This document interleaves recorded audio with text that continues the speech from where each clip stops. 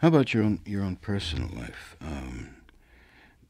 You you mentioned that you worked in a kind of anonymity. I mean, everybody knew the name John Williams from way back in Goodbye, Mr. Chips, on through the Poseidon Adventure and Jaws and Star Wars and Close Encounters, and then Superman and The Empire Strikes Back, and on into the more recent things of E.T. and Raiders and The Return of the Jedi and so on.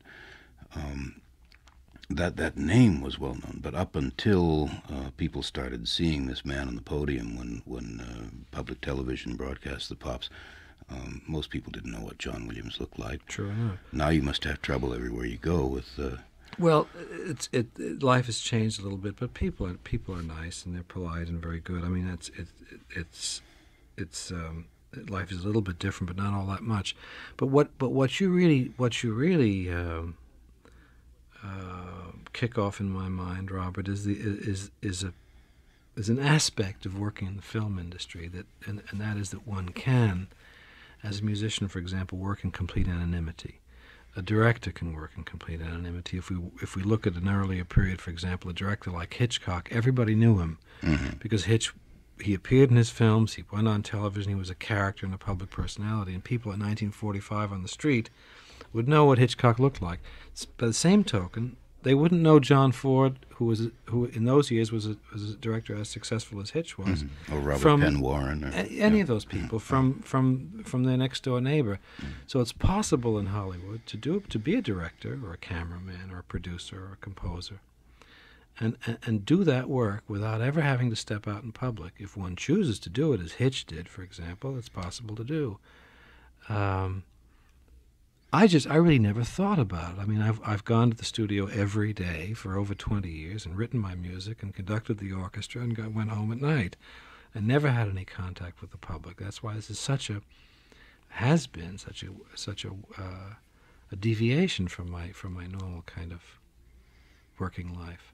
I gather you're coping well with the public exposure. Yes, it's really very pleasant. There's nothing about the pressure of it of the public exposure of a thing that really bothers me at all, I don't think. You mentioned quarter of a century, 20 years plus of writing films. You've written the music for, I won't give an exact number because I don't know the exact number, but it's over 60 full-length feature films. How do you manage to do that in I've done 20 plus years? That's more than 2 a year. I used to do as many as 4 a year. That's possible if they're not big pictures. A picture like E.T. takes a little time because it's got over an hour of music. But when I began in Hollywood in the late 50s, early 60s, I would do comedies, for example, and one could do 3, 4, even 5 little comedy pictures in a year. They may have 20, 25 minutes of music. Whereas a picture like Jedi, which has nearly 2 hours of music, it's like doing 4 of those. But I can do on average about 2 films a year, and that's just about right for a schedule for a composer, I find. Jedi took me 5 months. I started that in November of last year, 82, and finished it just before I came to Boston in April. So it was a 5-month from start to finish when I picked up the pencil and finished the dubbing of Jedi, the album of the picture. It was a 5-month. What's your working schedule when in Hollywood? When you're writing for a film. I have an office at 20th Century Fox in West Los Angeles, and I've had that for nearly 20 years. And although I'm not an employee of Fox Studios, I work there.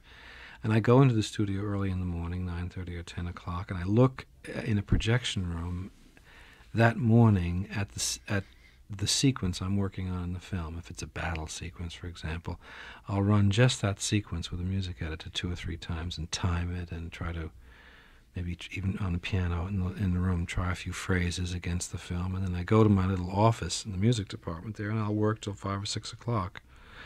And then I go back to the editorial department about maybe 5:30 and run the sequence on a Moviola, which is a small machine that I can view the sequence on, and test the timing of the music that I've written that day against the sequence of the film. And I do that every day. It's a very, very regimented, disciplined way of working. And one needs to compose about 2 minutes of music a day on those big Hollywood budget films, and it's a tough job from point of view of endurance. And I find that rhythm of working is very helpful. I was just thinking, you said one needs to compose 2 minutes of music a day, and I think for the uninitiated that might seem like not very much. No.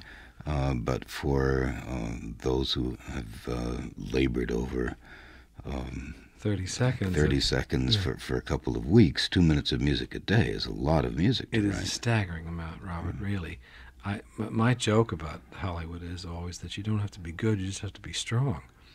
That if your listeners, many are musicians, many probably are not, and they probably don't realize that an orchestra playing for 2 minutes probably goes through thousands of notes in 2 minutes. So working in Hollywood for a composer, really, one has to develop a very easy facility. And it's possible to do. It takes a lot of highly concentrated work and a lot of 7-day weeks to do these big pictures. But I've gotten so used to it, I've done it since almost childhood, from late adolescence, and never really lived any other way. My home is close to the studio, and the Fox Studio is really, in a way, is like a second home to me.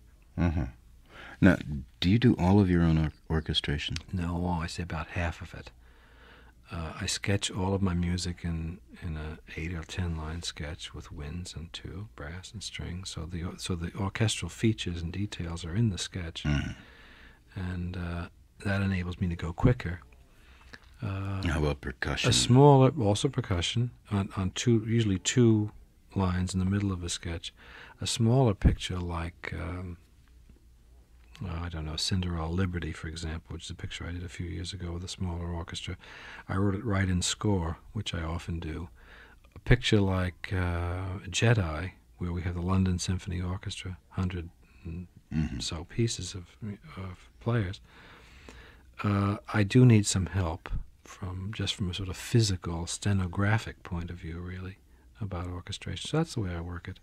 Now, let's take Jedi, for example, and let's go to just one section. You're writing for the strings. Would you write out, would you sketch out the violin and then have somebody fill in the obvious harmonies? No, everything is there. The string part of the orchestra, strings are really first, second violins, viola, cello, bass. It's like soprano, alto, tenor, baritone, and a chorus. And it's possible to reduce the string orchestra to 2 lines on a piano sketch. You know, all right. First and second violins on top line, viola, cello on the second line, and bass on the bottom. So the full string choir is there in the sketch. What the orchestrator has to do is just sort of spread it out on full score. Same thing is true with woodwinds up higher on the sketch.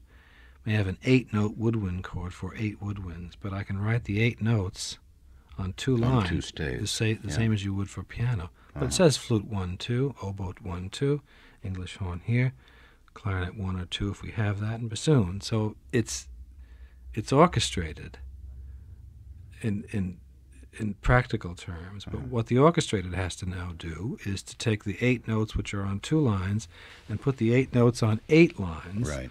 So that the copyist can, who makes the orchestra parts from which the players play, can extract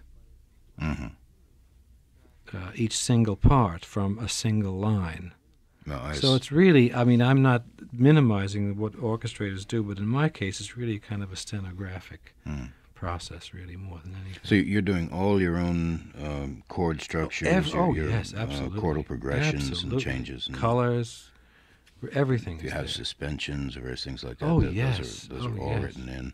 Absolutely. So the whole color, the timbre, and everything like that is in your head, and essentially what this is a copyist very, job. Very important. I mean, these things are, all of those details that you list, Robert, are translated into the dramatic conception of what the music is.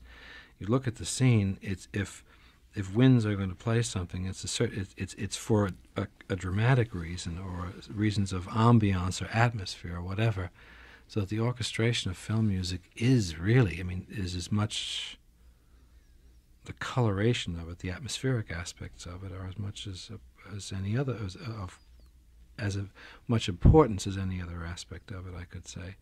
And every one of these choices are made as a result of details like, should I have this be an English horn solo accompanied by strings? It's a dialogue scene, it's a woman's voice, and she's talking very softly.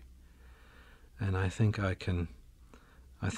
English horn will be good, but I think it ought to be coupled with a flute, maybe an octave or maybe even 2 octaves higher, playing piano, just to make some upper overtone support, so that the line won't be lost under the woman's voice, but we don't have to push it.